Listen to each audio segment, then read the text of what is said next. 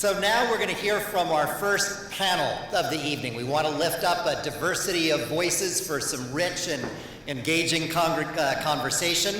Vanessa, I hope you're working on your statement there. I'm not calling on you yet, but I will be coming back to you at some point to moderate our first panel. It's a real pleasure to introduce the director of Divest-Invest, Clara Vondrich. Clara, people know Clara. This is a campaign calling on investors to move their money out of the fossil fuel past to the renewable energy future.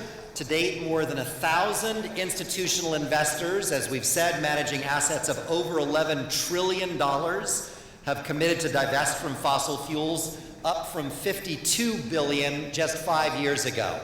In seminary, they don't teach advanced math, and we rely on Tom for that, but that is a large exponential growth.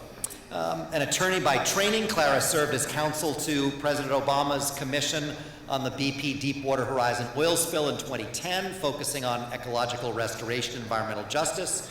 She sits on the board of the 2 Degrees Investing Initiative, a think tank working to align the global financial system with climate goals. She loves animals, including humans, outdoor adventures, yoga, food, and coffee. And Clara, we love you. So come on up and moderate the first panel.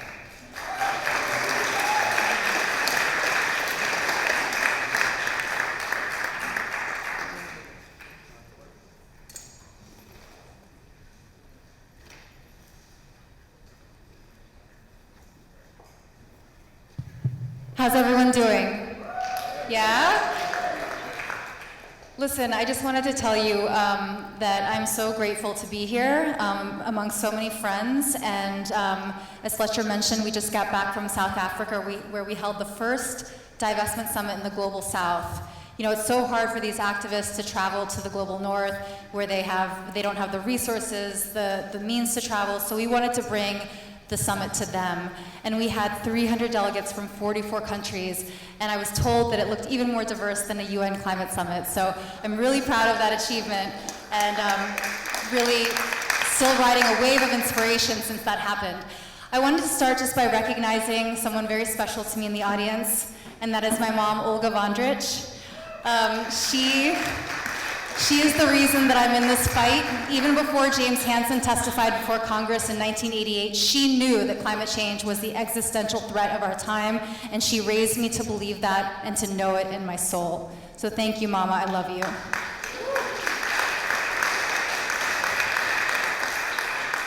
I don't have to tell you all that climate change is the fight of our lives and for our lives.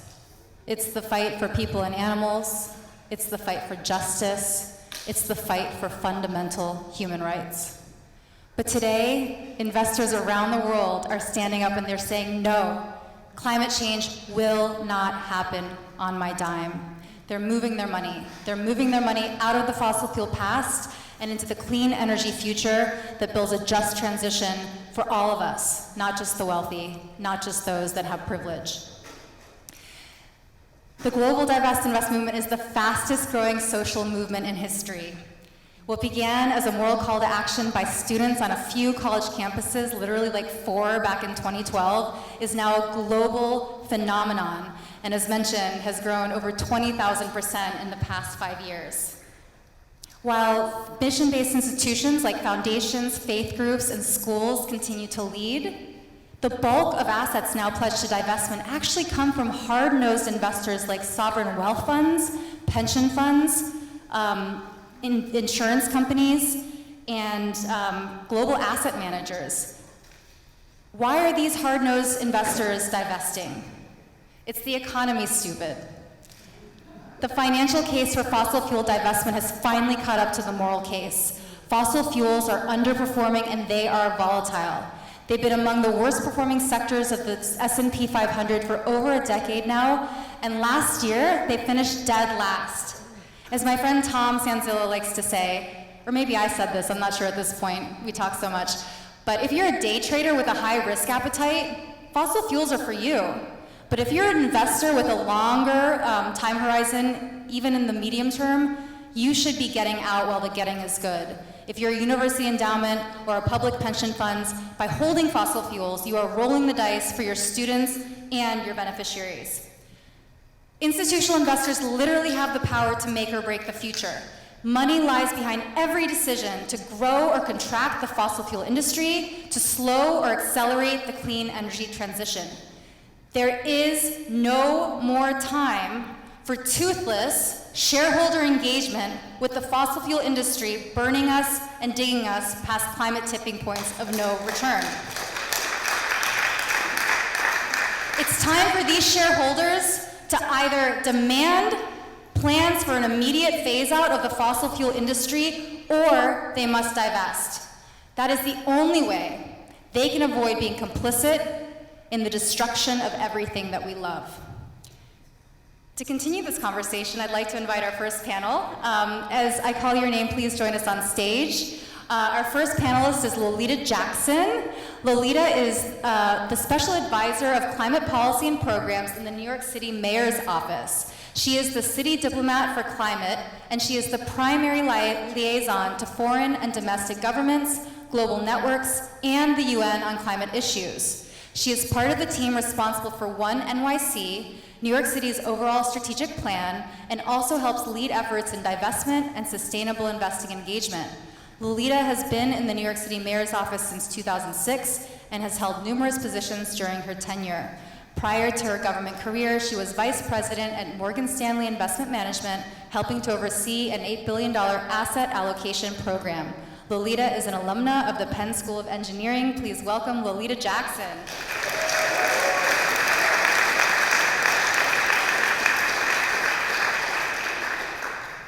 Next, we have Daniel Klein, who I haven't seen in the audience. There he is, wonderful. Daniel is he is the US CEO of BNP Paribas Asset Management. So nice to meet you. Daniel is a strategic thinker who is passionate about global innovation. He is responsible for the leadership and development of BNP Paribas Asset Management's business in North America. In this role, he leads the development and implementation of the strategic plan and the management and growth of these businesses. Prior to his current role, he was Deputy Chief Executive Officer for the firm's North American operations, and prior to that, he was CEO, Representative Director, and President of BNP Paribas Asset Management Japan. He has also held various positions within the company, including Head of Product Specialist and Head of Discretionary Portfolio Management. Welcome, Daniel.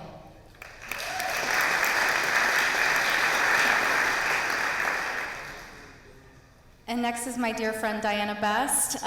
She's a senior finance campaigner for the Sunrise Project. Diana Best is she works with a coalition of institutions and partner organizations to move BlackRock's more than $6.8 trillion business away from climate and forest-destroying investments. Diana has over a decade of organizing and campaigning experience. Before joining the Sunrise Project team, Diana worked with Greenpeace USA to reform federal fossil fuel leasing policies, stop critical new fossil fuel infrastructure projects like export terminals and pipelines, and engage global financial institutions to restrict lending to new oil and gas projects. She's a graduate of Vassar College and lives in Denver, Colorado. Welcome, Diana.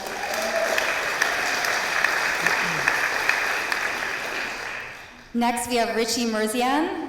Richie is the Climate and Energy Program Director at the Australia Institute, an independent multidisciplinary think tank based in Australia's capital, Canberra.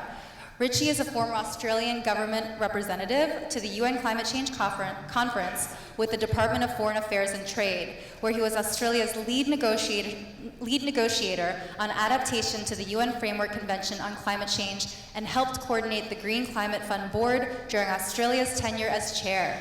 Richie also has degrees in law and economics from the University of Sydney. Welcome, Richie.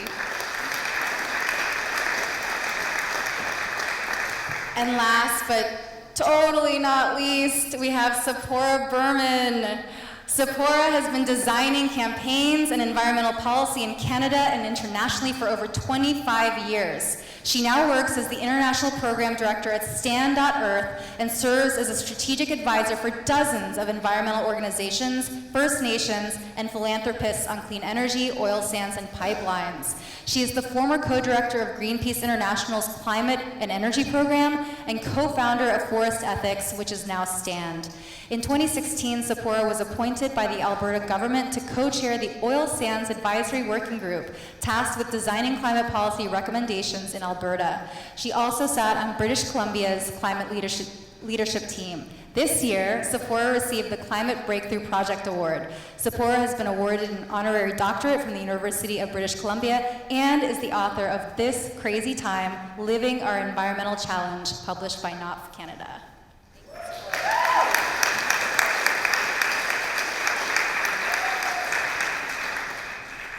Wow, I'm so humbled to be in your presence.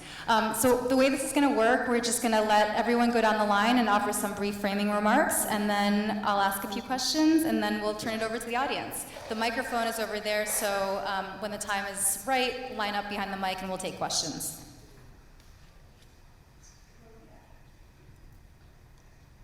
So nice to see you, Lolita. Yes, I feel like we're old friends. Lolita and I have some history that you'll learn about in a moment. Why don't you let us know what you've been up to? Sure. Hi, everybody. How you doing?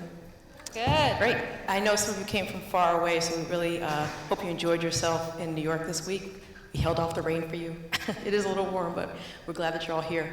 Since Controller Stringer really outlined the process to how we got to the decision to divest and also to invest, I wanted to outline on my end how the New York City Mayor's Office has been amplifying that and trying to get other cities and other institutions to also go along with that decision.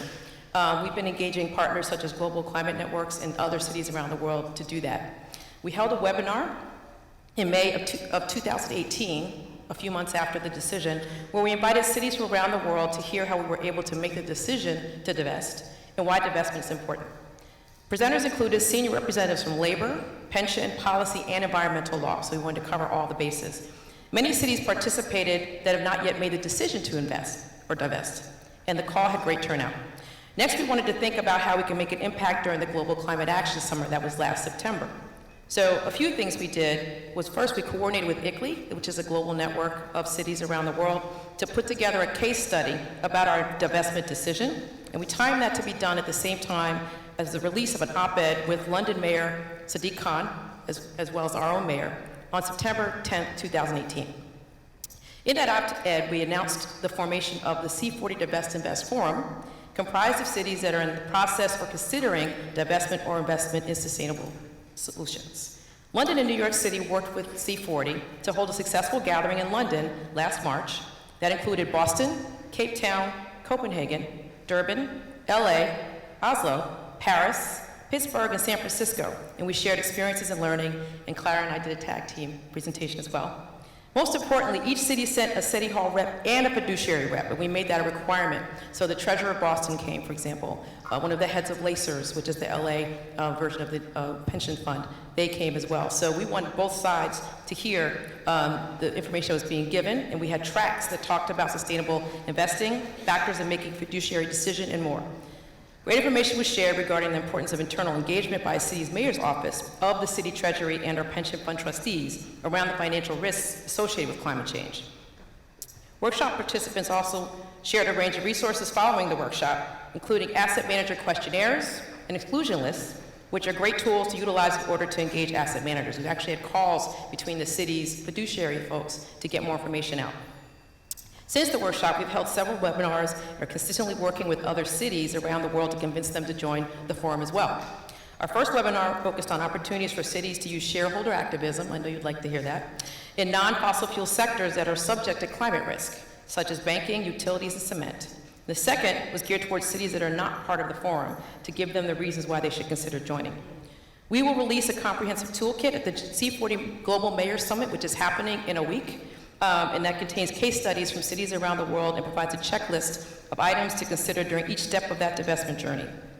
We provided a video for the recent conference in Cape Town that Clara's talking about, and we plan to hold the next Divest Forum workshop here in New York City early next year, and look forward to highlighting how we're able to work with our partners in labor to come to the decision, which is a concern that's been raised by some of the cities that we've talked to about this. On a very positive note, a number of cities have expressed interest in joining the movement and the forum, and we look forward to more of them joining in the near future. Mayor Bill Peduto from Pittsburgh and Mayor Valerie Plante from Montreal have requested fossil fuel divestment from their pension funds and have cited the influence of our forum as an influencer in that decision. This exciting work in New York City will continue to be highly engaged to help others come to the same decision. Thank you.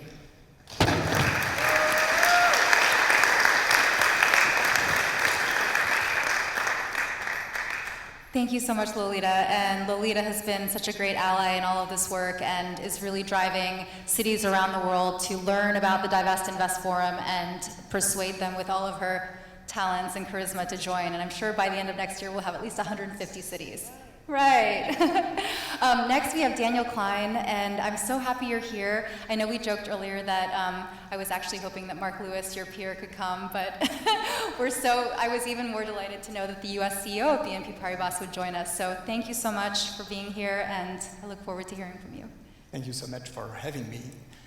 Well, as you can probably tell already by my accent, I actually live in this neighborhood, but I'm originally from France, and I'm the CEO of the US operation of a global asset manager, which is headquartered in France. So we manage globally about $500 billion worth of assets, and we like to see ourselves as a leading provider of sustainable long-term investment solutions. And I'm particularly proud to be part of this organization because what's maybe more important than the numbers is that we really see ourselves as future makers rather than future takers. So we see our role as being important, and we want to play an important, active part of building together a better future. So what we've done, we've been engaged and active within the sustainability community since the early 2000s, but more recently we've really switched gears, and we've actually published our global sustainability strategy, which is basically a way for us to embed, to integrate ESG criteria within all our investment processes, all our investment strategies across asset classes, across geographies. So it's a big step for us. The other commitment that we are making through this sustainability strategy that we've implemented is that we are aligning with the Paris Agreement goals, and we've decided to put an emphasis on what we call the 3 E's internally. So it's basically energy transition to a low carbon economy,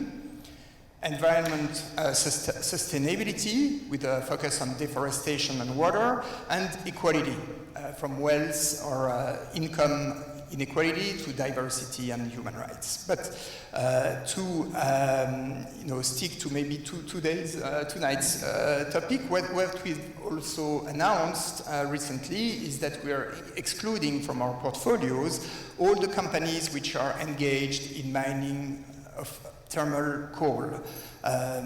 And we are also, thermal coal, to the extent that it generates more than 10% of their revenues, or that they make more than 1% of the global production. We are also excluding from our portfolios the companies which are engaged in generating electricity from coal when the carbon intensity of their power generators is above the 2017 global average. So it's a major step for us. I think it's a milestone that we've achieved this year, and this coal exclusion policy is basically applied to all our actively managed open-ended fund. And when it comes to managing institutional investors' money, it's our default policy. That's how we operate. Thank you so much, Daniel. Daniel was actually much too humble. BNP Paribas Asset Management is one of just a handful of global asset managers that have divested from coal. It's a really big deal, so let's all recognize that. And it's in stark contrast to the company that my colleague Diana Best is about to talk about. Yeah. Well, thank you so much for including me in this panel. It's really humbling to be included amongst all of these fabulous people doing really important work. As Clara mentioned, I'm Diana Best. I work with an Australian group called the Sunrise Project, and we focus on the role of finance institutions in driving the climate crisis. And in particular, we look at two very specific parts of the finance industry. One is insurance, and then the other is asset managers and how they're involved in perpetuating the climate crisis. So I'm going to start with insurance. When we think of insurance, we think of our medical insurance, our house insurance, our car insurance, and very similar to that, coal, oil, gas companies, fossil fuel projects need insurance in order to be able to build and operate. This is a really critical thing that they rely on in order to be able to do that, meaning that these insurance companies are really taking on the risk of these projects.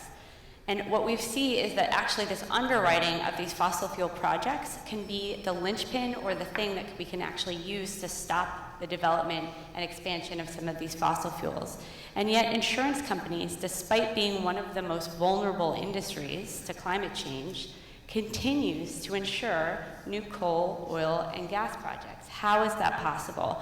This is at the same time that some of these very same insurance companies are denying coverage to people who are being impacted by climate issues right now. So this is a major, major concern of ours as well as some of our partners. Now, insurance is also important in another way beyond their underwriting, which is that they are also massive, massive investors in the market. They are the second largest investors after pension funds, representing about 31 trillion in investments. This is huge, right? They're putting this money into the market every single day. And yet when we look at just the top 10 largest US insurance companies, they're putting about 50 billion into fossil fuels. Again, one of the industries most vulnerable to climate change, and yet they're putting that much into fossils. So there's some really great work that's been happening with some of our partner groups in this room, as well as some of our allies in Europe, in really demanding that these insurance companies stop not only underwriting these new projects, but also stop investing in the companies that are driving runaway climate change. So that's a little bit about insurance, and I'd love to talk more about that. Where I spend most of my time and where Clara and I spend hours upon hours thinking and scheming and getting very angry is around the role of asset managers and sort of their function in this whole system. So asset managers are the people that take your 401ks, take your pension funds, take your retirement savings, and they invest it in the market for you. They are the stewards of your capital. They are the people that are managing and investing your money. And the majority of those investments are going into what we call passive investment products, so index funds. Now, what we've seen is a spike in popularity of index investing or passive investing since the 2008 financial crisis. In fact, just last week, actually, the total amount of investments in passive products surpassed the amount of investments in active products in the US. So this is something that is absolutely booming. It's huge. Moody's didn't think this would happen until 2021. It happened last week. So just a huge rise and people really trusting that when you invest in the market, that's the sort of best interest of your long-term capital or your retirements. Now, what we're seeing and what my group and Clara's group and others are working on is what's the climate impact of this spike in popularity of passive investing? And what we've seen, and there's a great report by Influence Map, and I think I saw Dylan Tanner in the audience, so you should find him afterwards. But there's a great report by Influence Map, which looked at the top 15 asset managers, which total represent about $40 trillion in assets under management. And what they found is that investments, just by those 15, in coal reserves increased 20% since the Paris Climate Accords. So this is a massive, massive problem. As passive investing gets bigger, we must tackle this issue. So again, when we're investing in the market, putting our money in these sort of generic index funds that track the S&P 500 or whatever, we're putting our money into coal, oil, and gas, the things that are driving us off a climate cliff. This has to end. This led the CEO of Trillium, which is a sustainable investment group, this week to say that investing in a simple index fund is immoral, and we could not agree more. Not only is sort of putting this money into fossil fuels, which is driving the climate crisis, a major problem, it also means that these investment dollars are highly, highly vulnerable to the transition and physical risks of climate change. But it's not all bad news. There are increasing numbers of sustainable investment products out there, also known as ESG funds, environmental social governance funds, which are trying to put in place climate risks. They're trying to screen out some of the worst companies, which is good. However, and there's always a however in this movement, what we're finding is that, one, these aren't really gaining the traction and popularity that they really need to at the pace and at the scale that they must, based on the climate crisis that we're in right now. So looking specifically at BlackRock, true ESG funds, and I'll get to why I say true ESG funds in a moment, only represent less than 1% of BlackRock's total assets under management. This is a company of $6.8 trillion, right? They're managing $6.8 trillion of assets, and less than 1% is in funds that are actually taking into account climate risks and screening out the very companies that we need to be avoiding.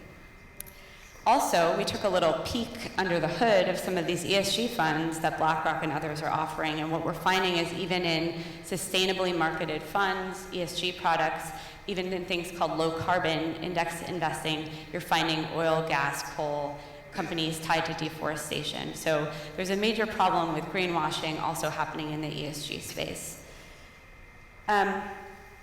So I think this raises another concern, right, which is that even all of us in this room who want to put our 401k or want to invest, our dollars into the right thing, we put them into something that we don't even know is fueling the very thing that we're trying to avoid. This is a major problem. It's something that a bunch of groups are doing fabulous work around, trying to standardize, improve the transparency, make sure that ESG is truly sustainable, but it's not enough.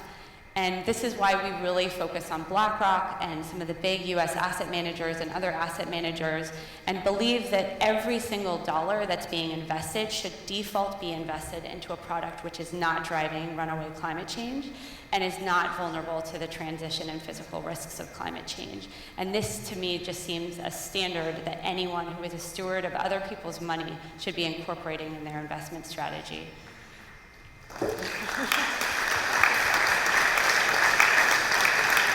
And by way of closing, and I promise I would keep it short, but Clara knows I can go on and on about this stuff, is there's a lot more attention being raised on this, and it's making a difference.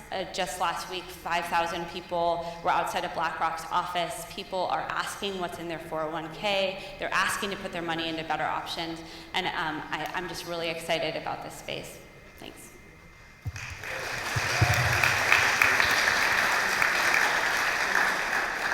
Thanks, Diana. I love working with you so much. Richie, my brother from Australia, tell us what's going down south. Thanks, Clara, and good day, everyone. Thanks for having me. I feel privileged to be here and to speak on this panel and share a bit about what's going on down under. But probably just first, by way of introduction, the Australian Institute's an independent think tank. We help manage the Divest-Invest work down in Australia. We're a relatively small organisation, and we're based in Canberra, which is Australia's capital, which has the population of, I think, like one suburb here in New York. But for what it doesn't have in size or population, it makes up for in resources in Australia. Australia is the largest exporter of coal in the world, the second largest for thermal, first for coking coal. When it comes to fossil fuels and fossil fuel exports, some good introductory music. When it comes to fossil fuel exports, Australia is the third largest exporter of fossil fuels, if you look at it in terms of their emissions, after Russia and Saudi Arabia. So when it comes to just fossil fuel production, Australia is the fifth largest producer of fossil fuels after Russia, Saudi, the US and China. So Australia has an oversized role when it comes to supplying the world with the fossil fuels that are contributing to the climate crisis, and coal in particular, which is the largest source of greenhouse gas emissions when consumed. So Australia has a major role to play, and what we're trying to do is address that through a number of different ways. The Conservative government in Australia just recently won the last election, and my director, Ben Oquist, who's in the crowd, has been saying that we feel a bit silly coming to the US and saying that we were surprised that our conservative government won, given you guys suffered the same thing. But it really was a surprise. It wasn't expected to win, but it basically means that the political hope that we had, that we would be able to address the fossil fuels that Australia is exporting, wasn't met. And there's currently plans to double the size of coal exports and to double the size of LNG exports from Australia, which are contributing both to our domestic emissions and obviously to global emissions. So Australia is only responsible for 1.3% of global emissions domestically, but over twice that in terms of what it exports. And so without that political support, we're looking for a number of other ways that we can raise this issue, particularly around divestment. And that's where sovereign wealth funds come in.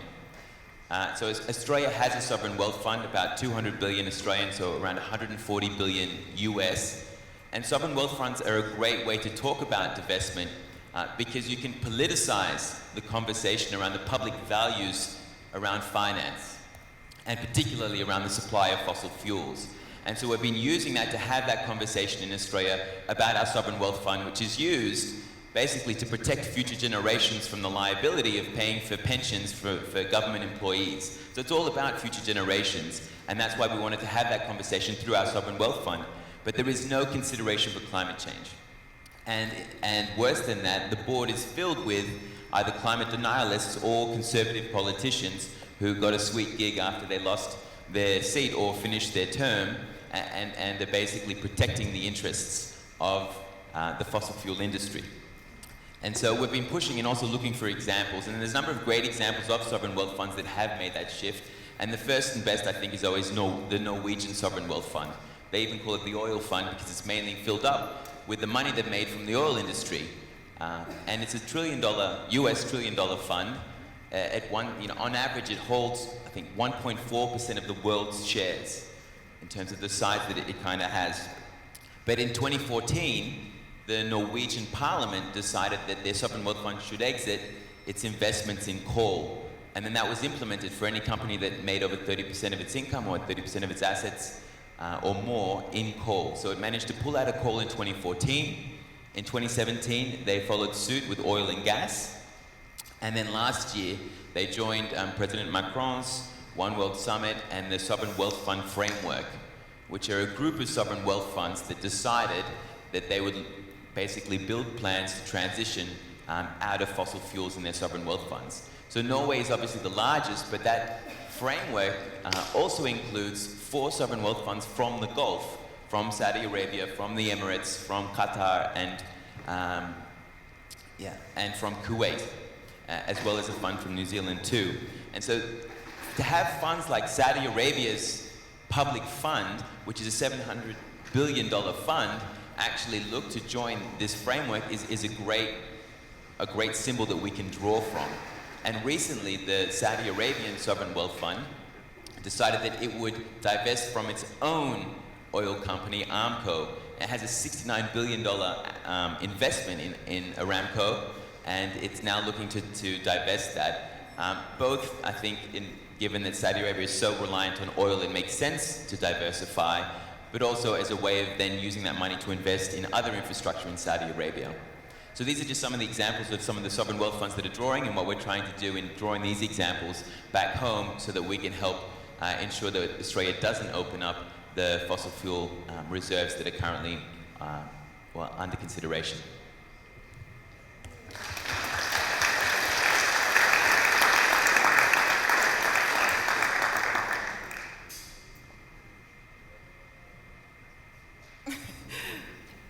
Hi. I don't think I connected with the tech.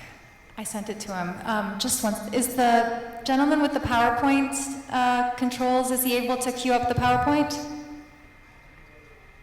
I emailed it to Jacob, and he said he would forward it to you. No? What a shame. Okay, working on the fly here. Hi, everybody. I'm Tzeporah. So, the oil and gas industry here at Climate Week would have us believe that they are going to, that as we work to get to net zero by 2050, that we can decouple emissions from production. So the industry has significant plans to expand globally. At the moment in history when we are trying, all of us, are trying to dramatically reduce emissions. And they justify this expansion by saying that technologies like carbon capture and storage will save the day, that they're going to reduce emissions per barrel to such an extent that they can increase this production. And many countries, including my own, Canada, yours too, and many others, are buying this. And the result is that right now we have an enormous amount of expansion planned. The problem is it's not working. And it's certainly not working fast enough to keep us safe.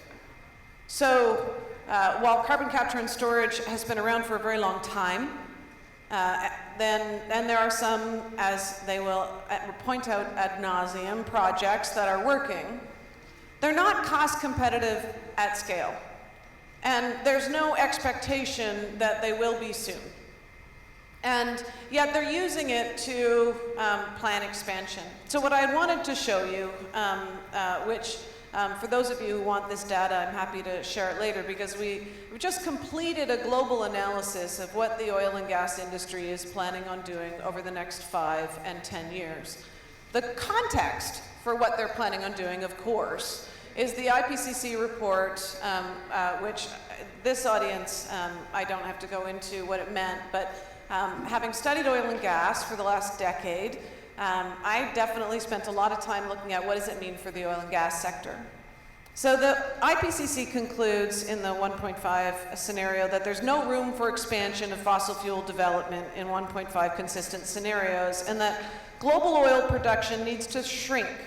Global oil production needs to shrink 37% by 2030 and 87% by 2050. Natural gas production needs to decline 25% by 2030 and 87% by 2050. So if we just add up what we're currently producing and what is under construction, which Oil Change Internationally has helpfully done by looking through the Rystad databases, what we find out is that what's currently producing and under construction would take us past 2 degrees of warming. So if you add projected oil and gas development for which CapEx is already in and they're already planning on doing it, it takes us well past 3 degrees. So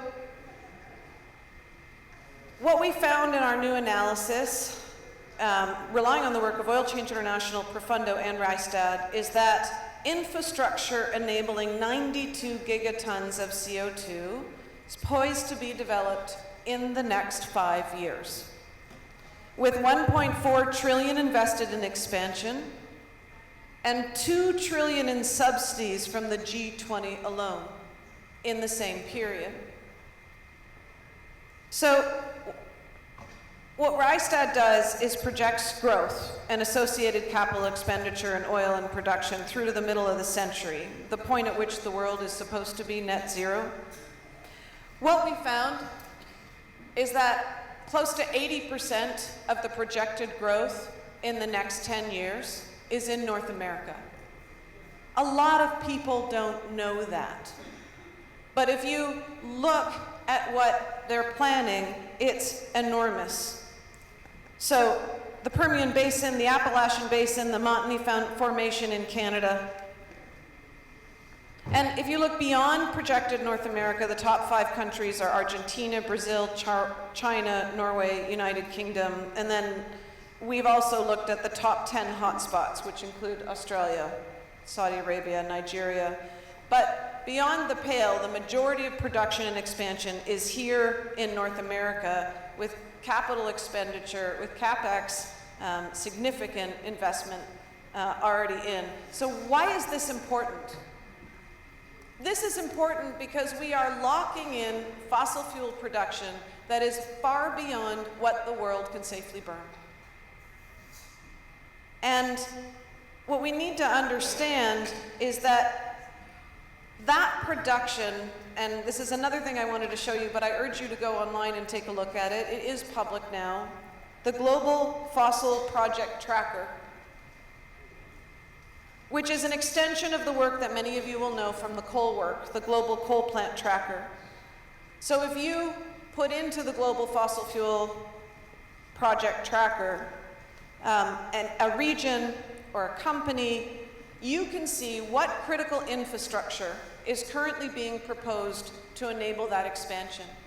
So the next time someone tells you that a pipeline campaign is not a climate campaign, because we need to just focus on reducing emissions, ask them to take a look at that.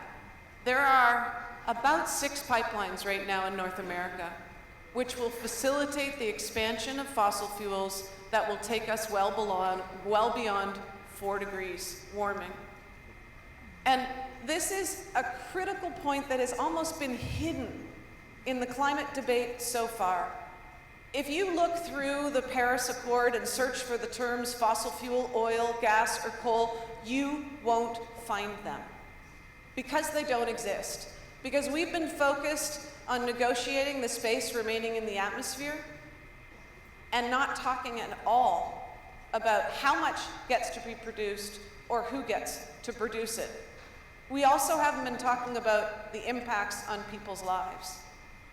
I have so much more to say on this topic, but I want to leave you with a little snapshot of some of those places.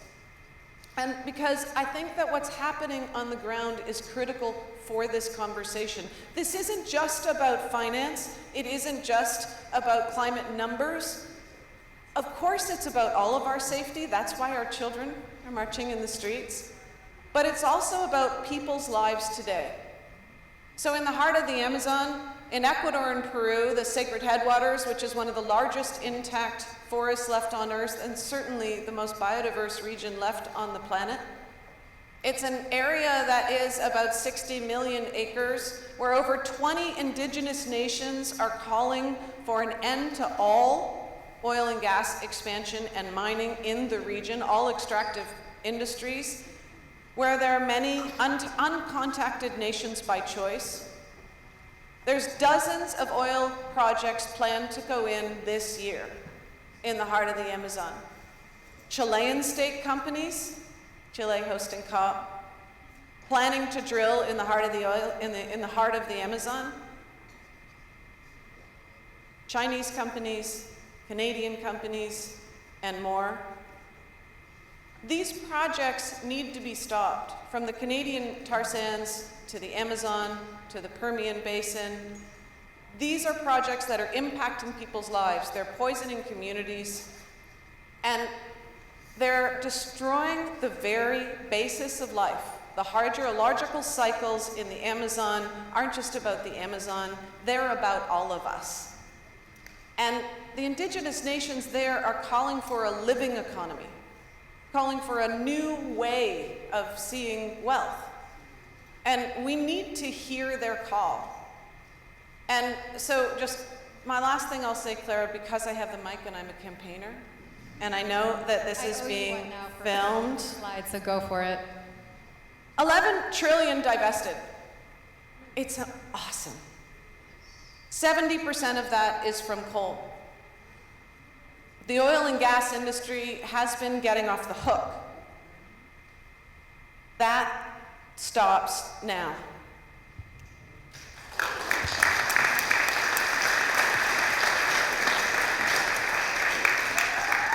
The fact is, governments like my own, the Prime Minister of Canada, will argue that they can increase the expansion of oil sands and LNG. They can argue in Australia, and they can still be climate leaders. It's no longer true. Because when your house is on fire, you don't add more fuel. And that's what we're doing right now. So the fact is that the oil and gas industry is facing enormous more than climate risks. They're looking to expand production at a time when around the world they're facing a profitability crisis, and they're facing growing opposition all over the world. That's you, That's the indigenous people that we're working with all over the world who are at the forefront, and the impacted communities who are at the forefront of this fight. And I should have said this at the beginning, but I will say at the end, unfortunately, of this opening statement, that I'm so honored to be here on the unceded territories of the Lenape people. And we need to remember those people and their homes. And so to the oil and gas industry here at Climate Week, I want to make sure that they understand that we will stop them in the courts. We will stop them on the land. And we will stop you in the marketplace, because the world is waking up. Thank you.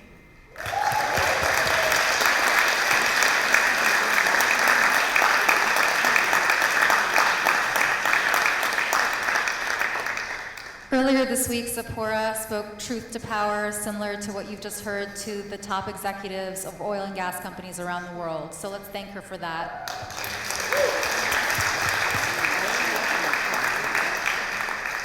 Wow, thank you all so much for that. I just want to ask a few brief questions and then open up to the audience. Lolita, you have been such an amazing advocate for Divest-Invest, and you talked about all of the work you've done working with municipal coalitions and international frameworks and cities around the world, but how have you been interacting with civil society? How does New York City view its position in terms of its relationship with advocates like myself? We actually have worked very closely with the advocacy community. The first piece of that was during our announcement that we were going to divest with Controller Stringer and Mayor de Blasio. Bill McKibben and Naomi Klein also spoke at that event and were in high support of us for that. So we want to thank them for doing that. We also began bi-weekly calls fairly soon afterward with 350, ICLEI, and Divest-Invest. That's how I met Clara. To talk about partnership opportunities, to figure out other cities that we could help influence to make the decision as well. And those were pretty heavily attended calls. They were handled for a long time. In May 2018, I mentioned that webinar that we were talking about. We worked with 350 and Divest-Invest to figure out cities to invite to that call and make sure that we had the right speakers on that call. We also did a fossil-free California event at GCAS last year with Bill McKibben and others, which was very well attended. And we have named Bill McKibben on our One NYC advisory board. So Bill and 350 are at the table with all the other leaders in the city when we're talking about the strategies for the city. And we look forward to doing more work like that as we continue. Thank you so much. Daniel, it's really tremendous that BNP Paribas Asset Management is leading on coal divestment. But why stop there? Financial analysts around the world are telling us that oil and gas are losing stocks. They're underperforming, they're volatile.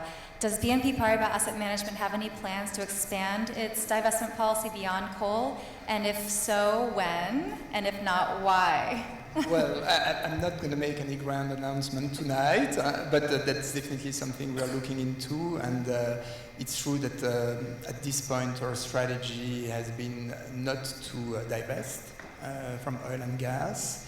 And it doesn't mean, though, that this sector is off the hook. Not at all. So why didn't we divest? Because I think that the main reason is that we don't want to lose our leverage with these companies, and we are actually, unlike some of our peers, we are an active manager, and we take our role as an active manager very seriously. So we look closely at shareholder proposals typically, and we quasi-systematically vote in favor of climate change proposals. We vote against the management when we do believe that their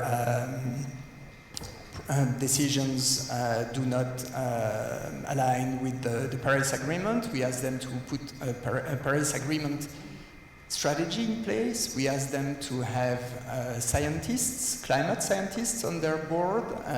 We ask them we challenge their development plans, their CapEx plans, because indeed, if you keep on, committing to CapEx, at some point, we are an investor, so we think highly of our fiduciary duty. Well, these companies are going to end up with stranded assets. It's not going to make sense for them, and it's not going to make sense for investors neither. So again, we have not divested yet, but we are looking into it, and maybe more importantly, at this point, we play a very active role in engaging with them, in looking into as well into their lobbying practices, because the management can say something, and then the lobbying practices are absolutely doing exactly the opposite of what the management is saying. So we want to hold them accountable, and in this sector, just like in any other sectors, I think there are some laggers. So for these, we totally, we divest, absolutely. But for us at this point, it's the ultimate resort. But we believe in engaging with them and in the power of proxy voting. Thank you. So in coalition with a lot of the groups in this room, we've been developing standards for Paris-aligned shareholder engagement, and would love to share more about that with you afterwards. Yeah.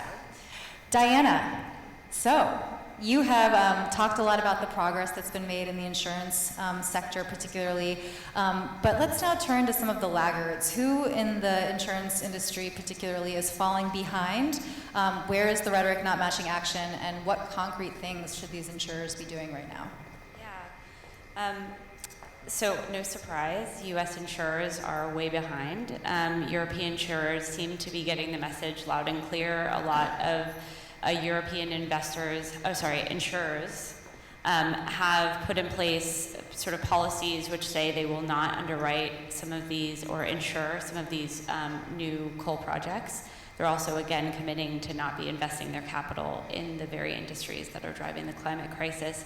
And yet we continue to see, with the exception of just a few, including Chubb, as well as some smaller insurance companies like Lemonade, sort of refusing to budge on this issue. So I think there's a lot of work to be done. I think there's a lot of power that we all have. We have homes, we have cars, we have health insurance. These are the same companies, Liberty Mutual, others, that we could be asking why they're not taking this more seriously. Why do they continue to deny coverage to people that are facing hurricanes and flooding and wildfires, and yet are continuing to underwrite and insure some of these companies? So there's emerging work in this space. There's going to be a new exciting campaign launched by some of my colleagues in the next couple of weeks targeting a U.S. insurer. So watch this space for more. We will. Richie, so you've talked about sovereign wealth funds. I mean, here we have cities, asset managers, Diana talked about insurers, you talk about sovereign wealth funds. I mean, these are the big guns, right? But at the same time, a lot of sovereign wealth funds actually command, pretty nominal assets. So Ireland, for example, has a strategic fund worth about $24 billion. And they recently committed to divest. Given the small pot of money that represents, was it just symbolic? No is the short answer.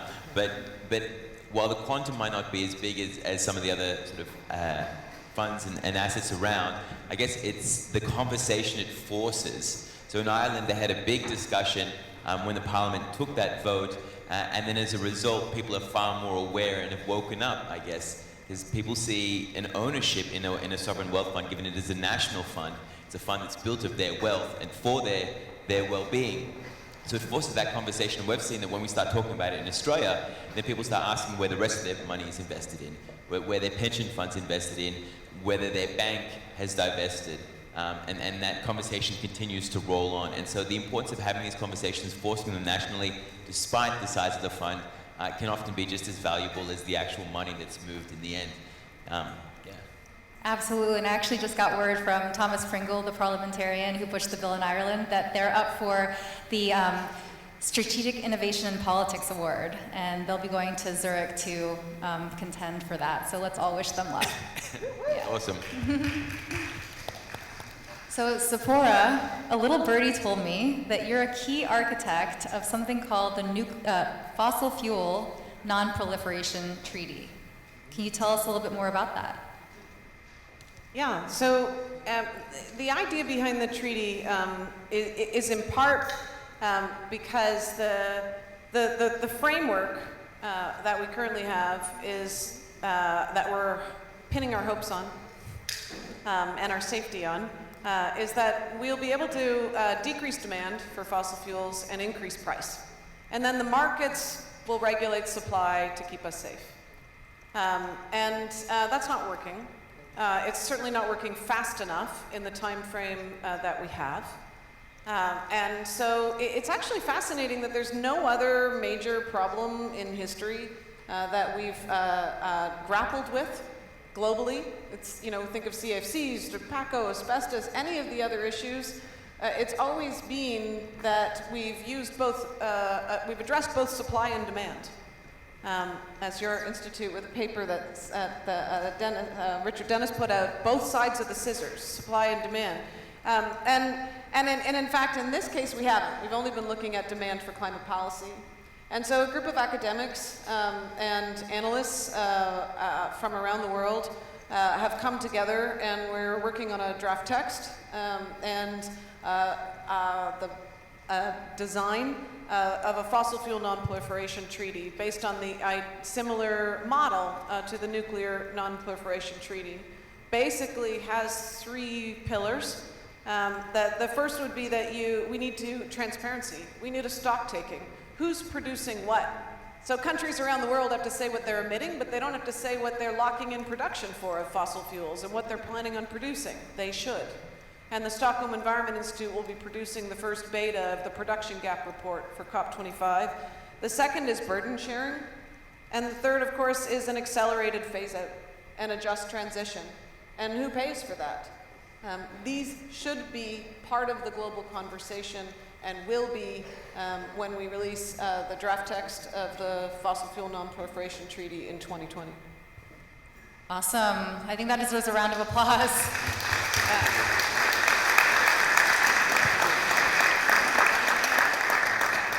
So I have a sneaking suspicion we have very little time for questions. 1 or 2 from the audience? 2 from the audience. Okay, if anyone has a question for our esteemed panel, please line up. Actually, just 2 of you line up at that microphone over there.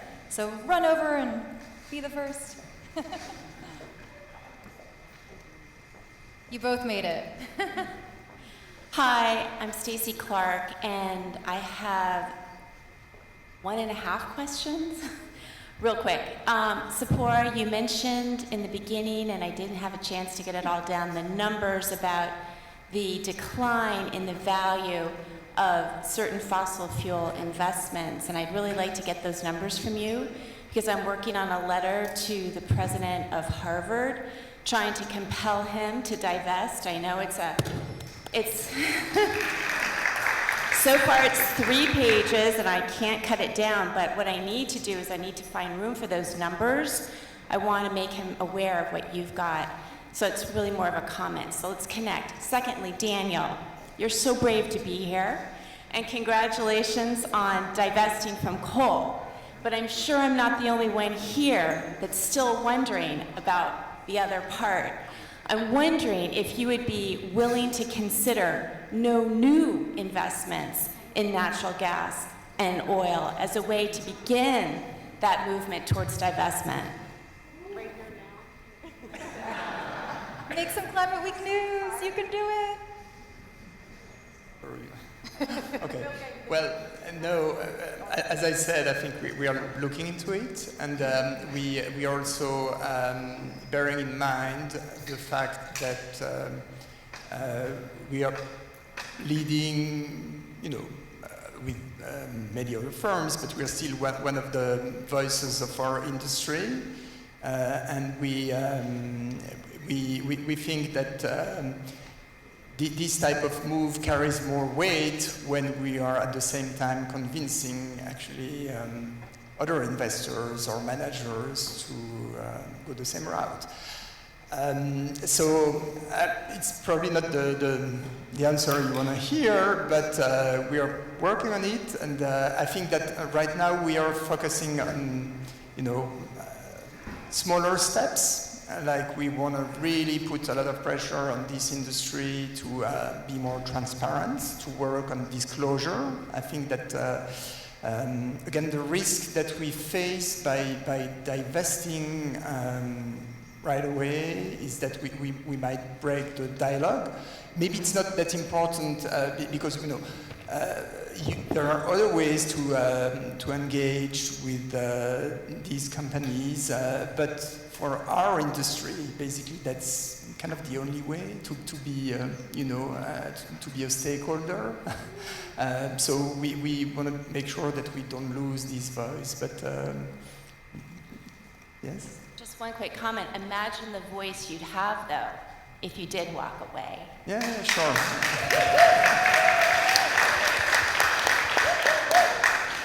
We'll all be here to celebrate Daniel's decision when it comes. Okay. Good evening, everyone. Thank you for organizing this event. I am Laura from Kazakhstan, environmental consultant. I came here for Climate Week.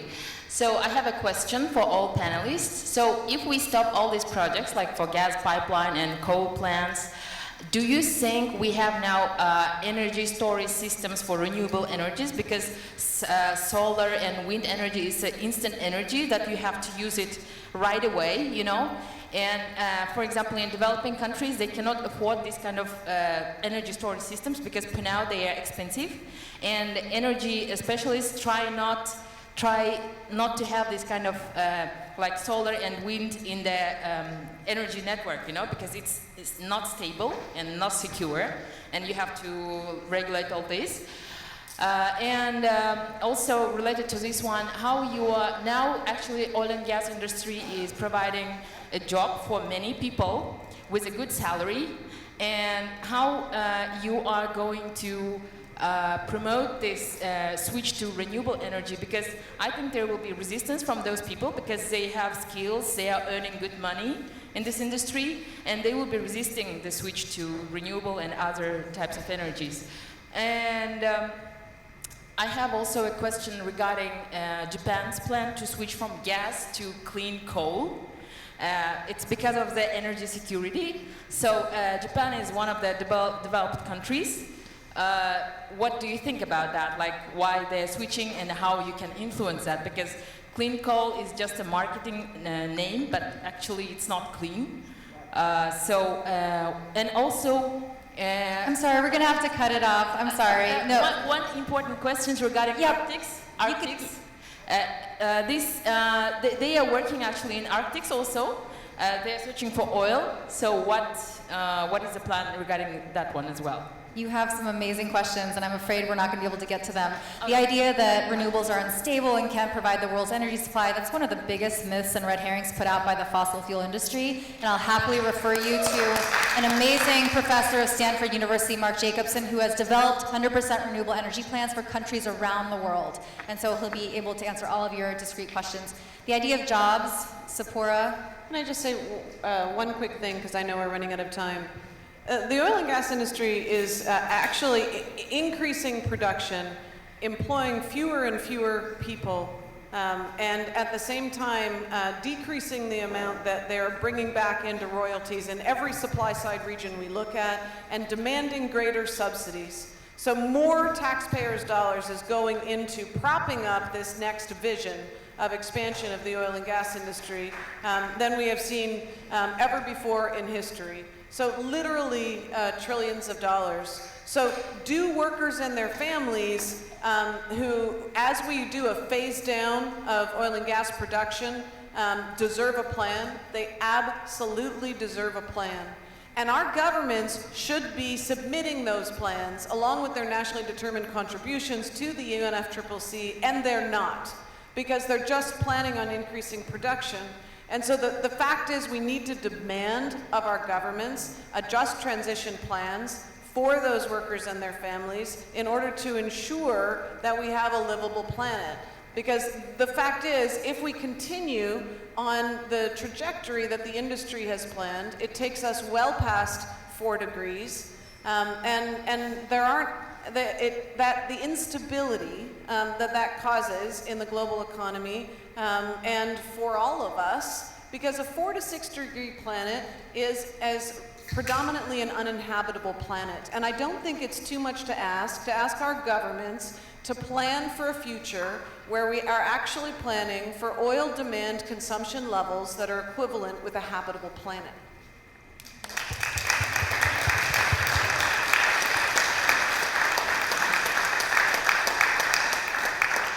Or, as Confucius says, there are no jobs on a dead planet. Thank you so much to our wonderful panel. Let's give them all one final round of applause. Apologies, we can't answer any more questions.